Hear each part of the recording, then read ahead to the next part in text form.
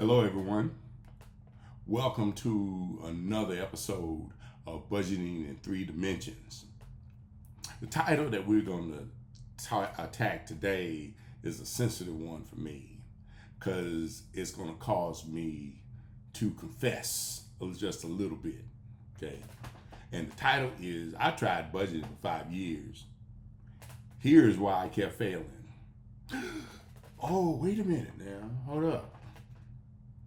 Now, I'm about to tell you something that I don't hear a lot of financial voices admit. I spent 5 years trying to budget. In the beginning, I spent 5 years trying to budget, and I kept failing. Everybody knows the cycle of failing budgeting and the budgeter that does the failing.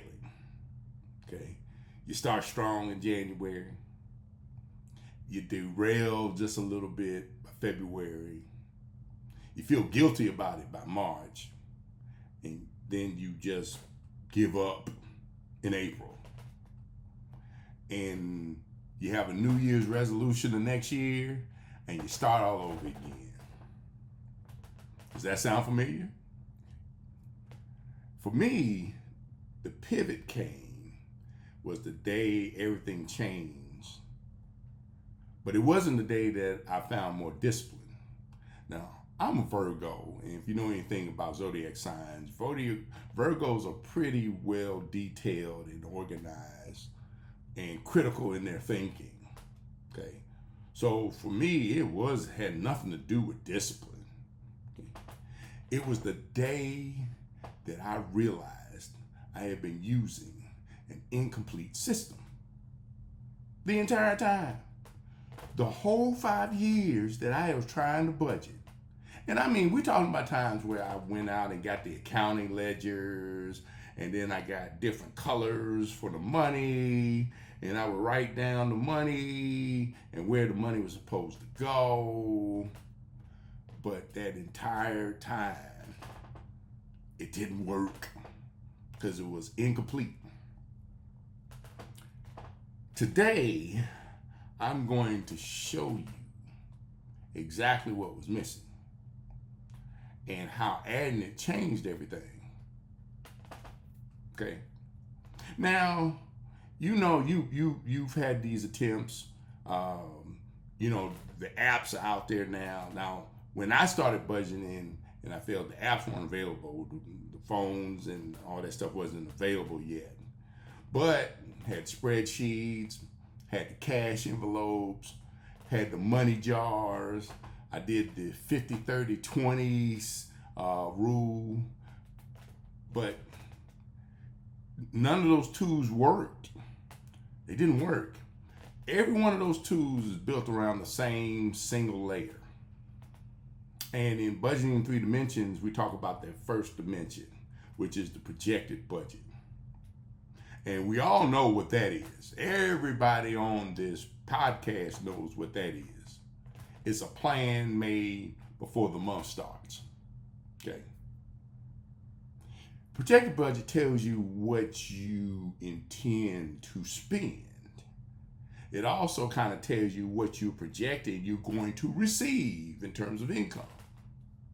But it has no mechanism to show you what you actually spent or whether you're improving over time. When real life diverges from the plan, and guarantee it always does every single time. I've never had a month that didn't deviate from the original plan. The issue is there's no correction path when it does. And it does it all the time. So the budget gets abandoned.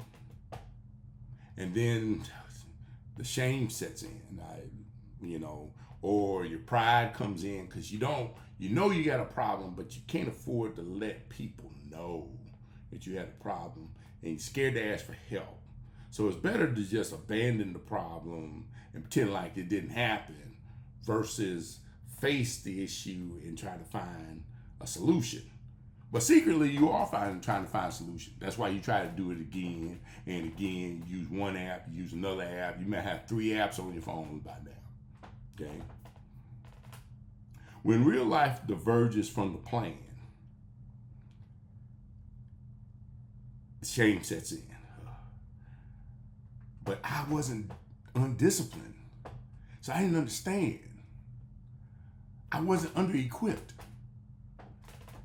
And if you are finding that that's your story too, oh, this course is definitely for you. The problem isn't the number of times that you tried, is that every attempt used the same broken, one-dimensional approach. Okay? Now, what I discovered and what I wrote about in Budgeting in 3 Dimensions is that a complete budgeting system has 3 dimensions, not one. Ooh, you mean 3 dimensions versus 1 dimension? What is that? Well, let's talk about that for a minute.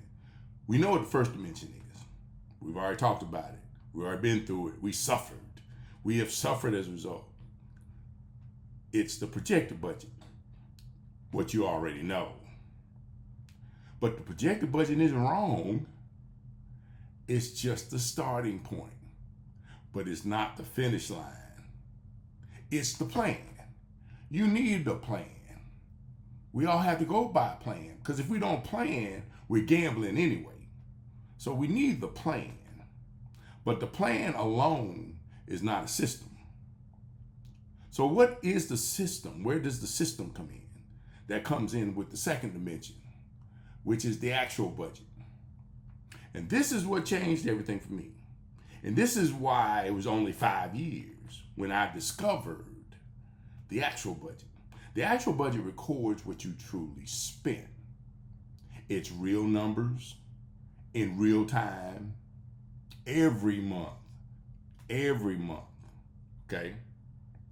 For the first time, I have to admit this, for the first time, when I realized about the actual budget, I could see exactly where the plan broke down. It wasn't a guess. It wasn't a feeling I had. It wasn't instinct or intuition. It was actual data. When your projected and actual numbers live together, you stop being surprised by anything at the end of the month. Big change. That's the change. So, how does this thing close? Well, it closes with the third dimension, which is the summary budget. And this is where consistency is born. The summary budget is your long view. It's a running record of monthly patterns, monthly trends, and financial progress over time. For the first time, each month connects to the last month. So you're not starting over in your budgeting process. You're building your budgeting process. Okay? This is the layer that turns 5 years of failure, especially on my behalf, into a sustainable financial momentum. Budgeting in 3 dimensions are sequential and interdependent. Okay? And the 3 steps of those are: you plan, which is the projected budget; you track, which is the actual budget; and you review, which is the summary budget. If you skip any of those steps, the loop will never close. The summary budget is the compounding layer. It's where months of effort become visible momentum. And that visibility creates consistency. Ooh. I couldn't wait to say that. I'm going to say it one again. Okay? The summary budget is the compounding layer. It's where the months of effort become visible momentum. And that visibility is what creates consistency. Yes. If you tried this for 1 year, 2 years, 5 years, and you still can't make it stick, I need you to hear this. You're not the problem.